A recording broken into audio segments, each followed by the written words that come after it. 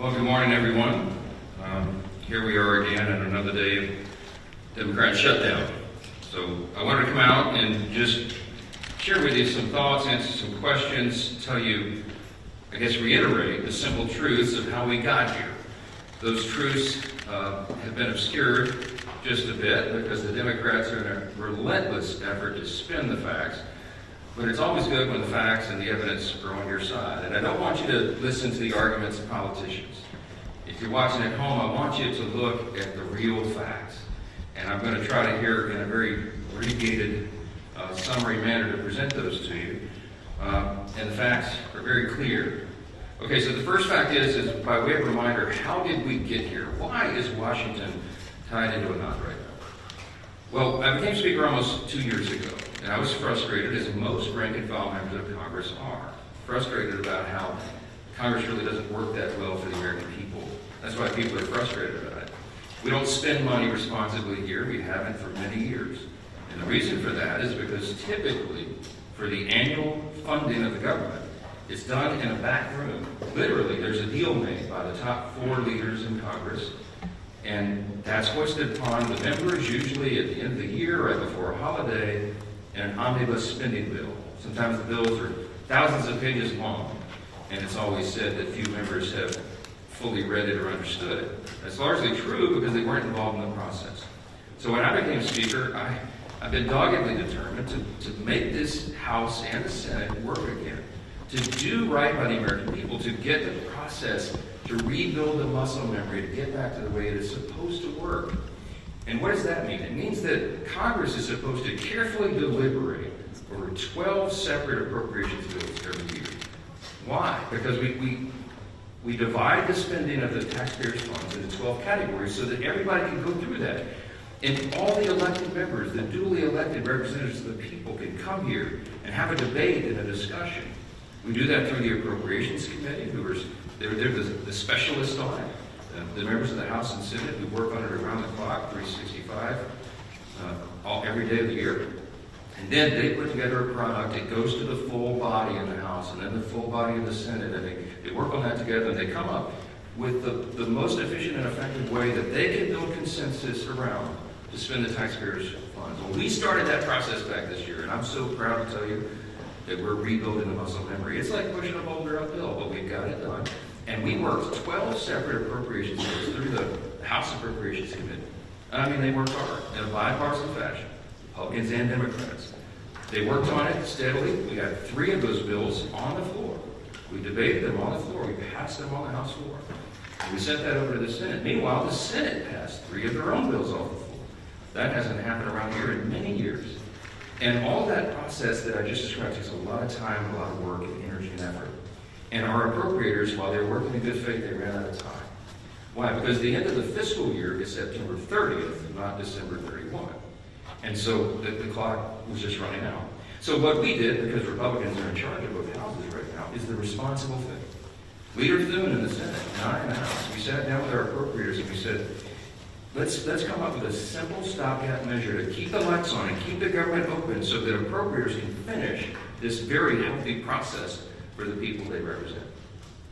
And so we put together a very simple, clean, continuing resolution. Why do we say it's clean? Because there's nothing to it. It's 24 pages. It's the bare minimum. It just says, keep the status quo, which, by the way, for all my Democrat friends, is the Biden-era policies and spending that we haven't been able to fix yet.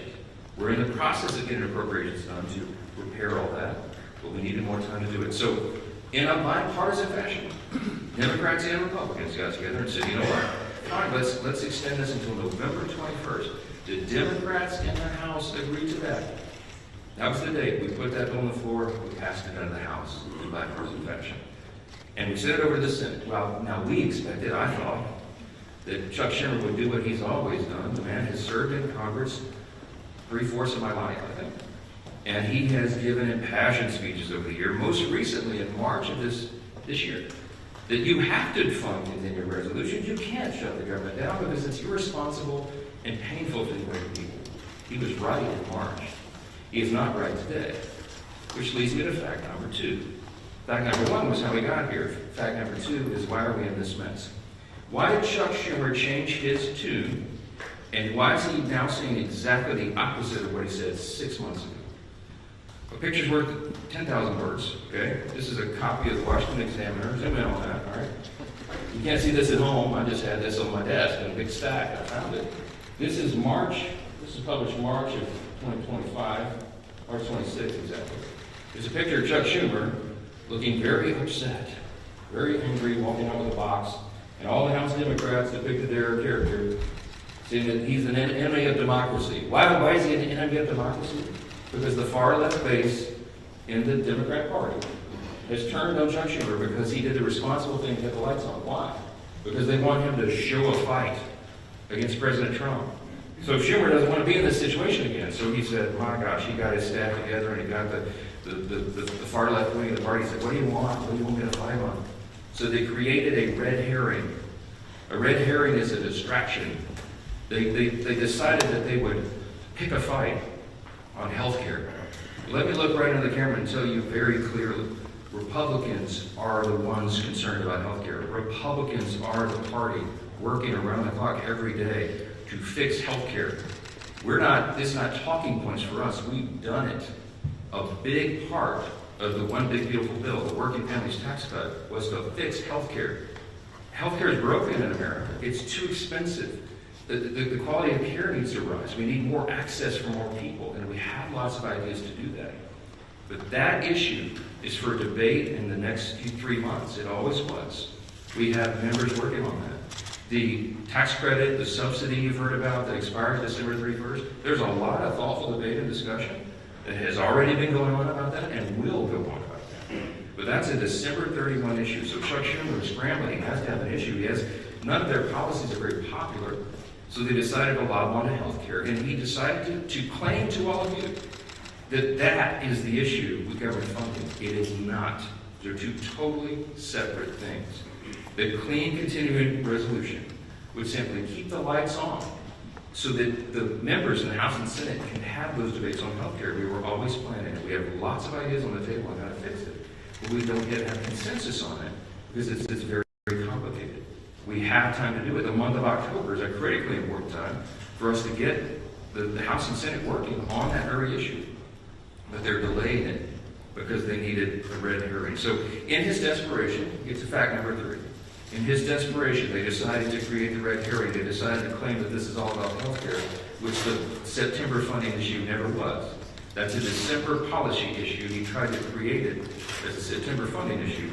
And in his desperation, they hastily filed an outrageous counter proposal. It is a wild wish list of big government liberal nonsense that we can't do. Their priorities that they crammed into this. Now remember, a simple 7-week stopgap funding measure, the CO, that we passed out of the House in bipartisan fashion was sent over. And Chuck Schumer filed a counter proposal. Now this is his words, not mine. These are not Republican talking points. These are the facts.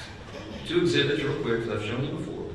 This is page 57, an excerpt of his bill, section 2141, where you see right there that they want to repeal the health subtitle of the Big Beautiful Bill. The One Big Beautiful Bill, the Republicans got signed into law July 4th. The Working Families Tax Cut, we're so proud of that because it has so many amazing things for all the American people. A marquee piece of legislation. But among the most important were the reforms that we did to healthcare. Why? Because Medicaid, for example, is broken. Medicaid doesn't work well. It's underfunded and it was full of fraud, waste, and abuse. And we took our opportunity to fix that. And we did.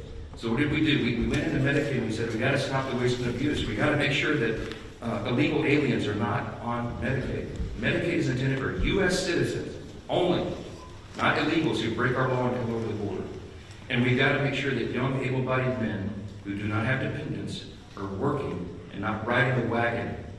Work is good for individuals. It's good for the communities they live in. It's good for their own well-being and for the people around them. And so we said, don't sit on your couch and play video games. By the way, also not a talking point.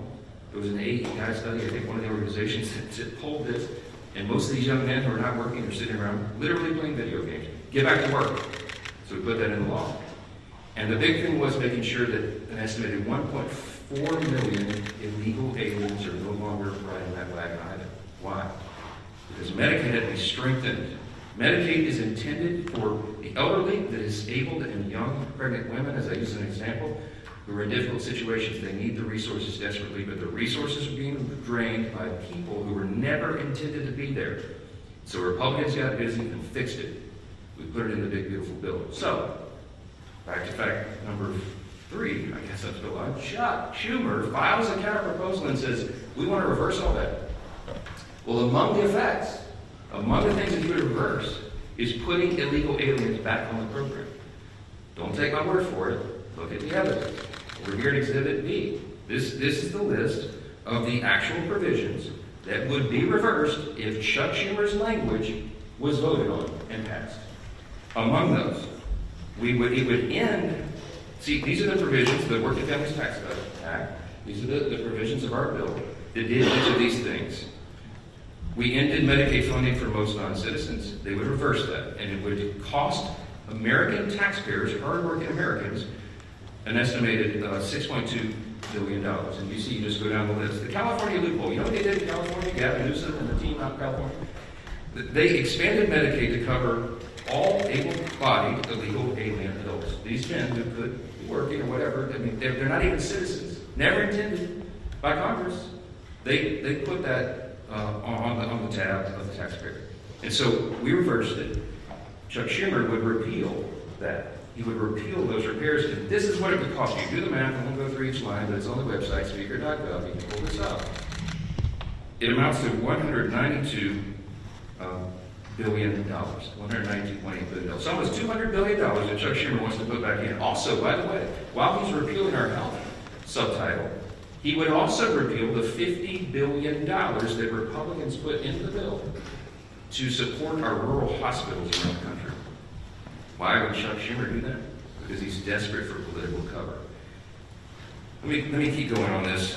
By the way, these are enhanced COVID-era spending under Joe Biden for all this healthcare stuff.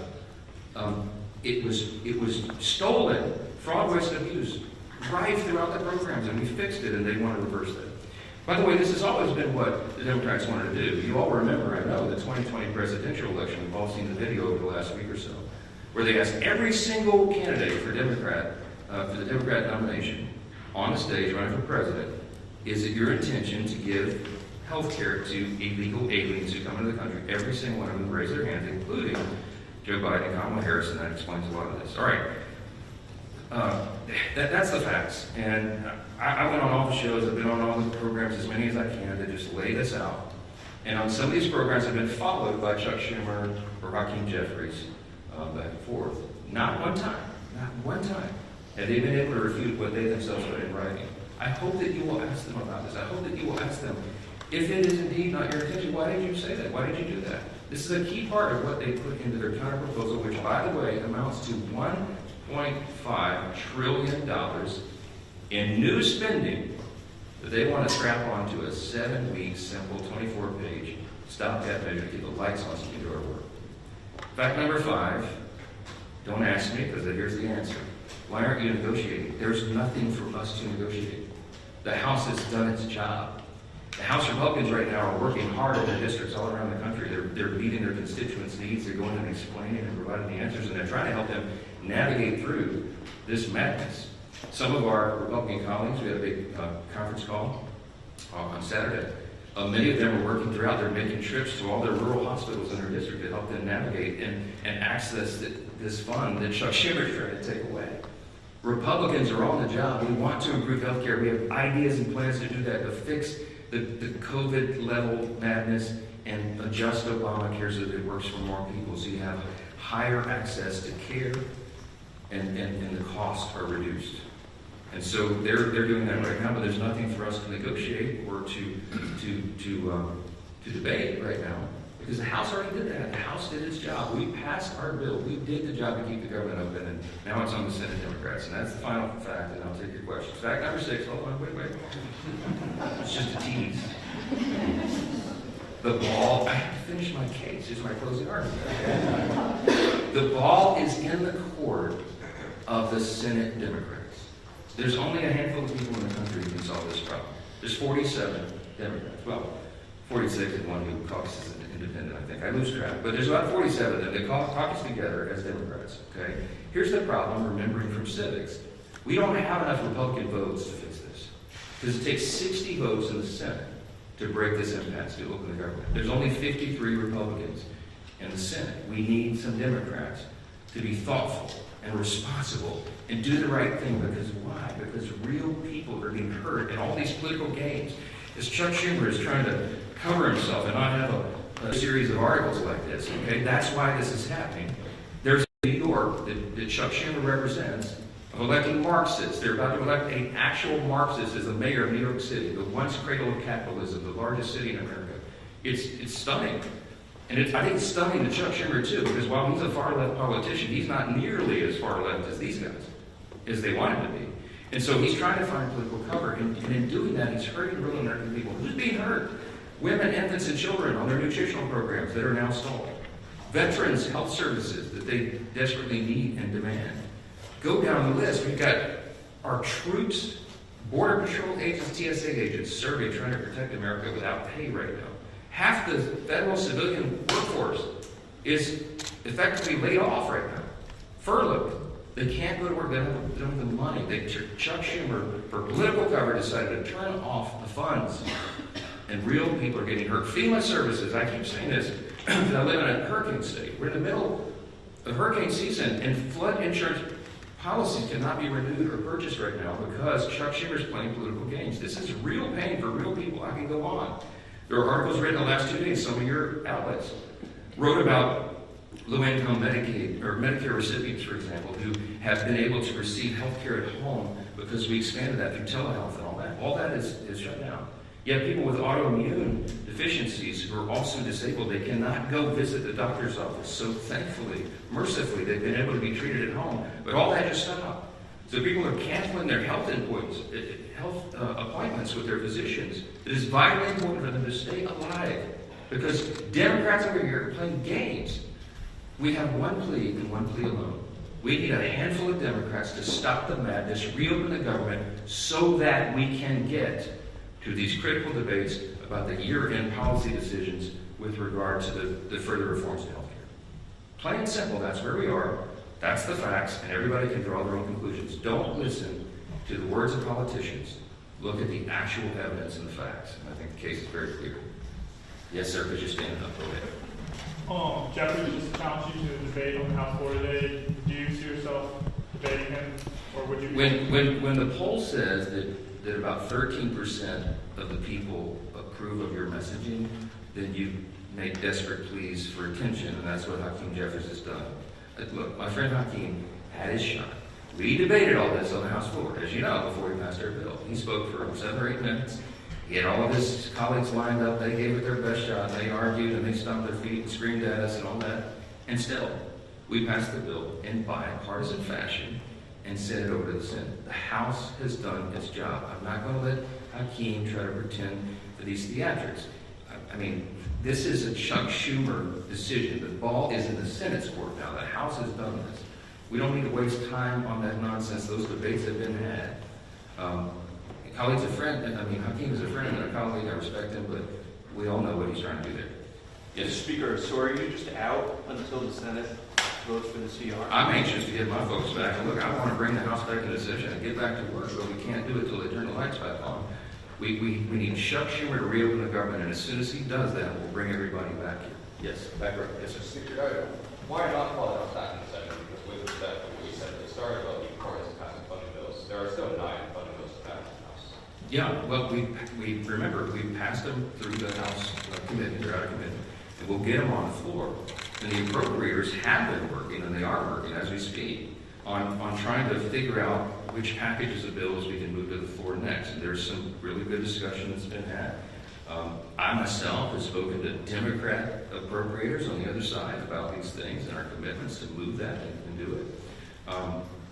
I'll tell you, I mean, this is not some sort of confidential thing. I had I think a fruitful discussion with Senator Patty Murray about 2 days ago, a day or so ago. And I told her it is my full intention that if we break this impasse and we put these bills together, we have 3 of them in conference committee right now. Whatever the conference committee comes up with, I will put on the floor. I'm ready to go. But we've got to open government up so that they can move to that next level, so that Congress committee can get that work done.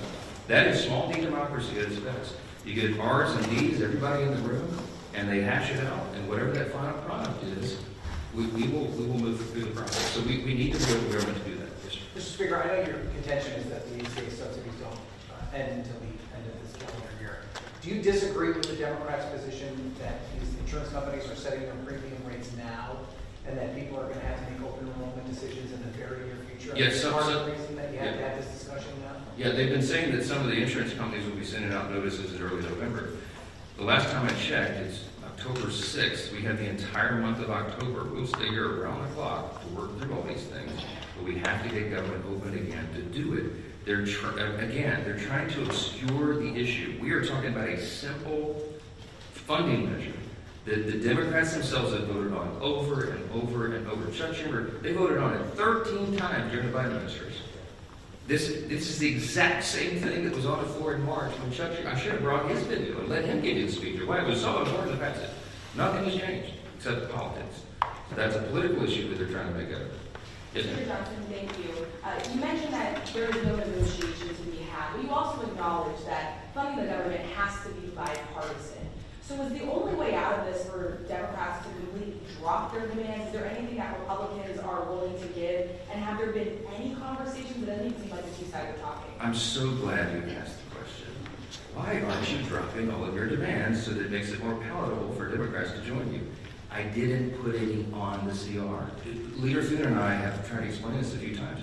There's nothing for us to negotiate. I cannot go to the CR and go, you know what, Democrats, you're right. Let me take out these 3 Republican priorities.